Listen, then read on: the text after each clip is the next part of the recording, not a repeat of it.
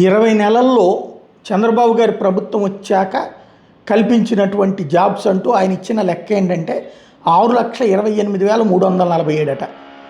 ప్రభుత్వ ఉద్యోగాలు DSC constable కలిపి 30,607. ఇది కరెక్ట్గానే లెక్క చెప్పారు.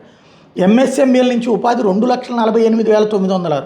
కొత్తగా ఈ 2 ఏళ్లలో ఎస్టాబ్లిష్ చేసి ఇచ్చినయ్యా లేకపోతే ఆల్రెడీ ఉన్న వాటిట్లోదా అంటే కొత్తవే అని చెప్తున్నారు. జాబ్ ఫేర్ స్కిల్ డెవలప్మెంట్ ద్వారా 1,46,627.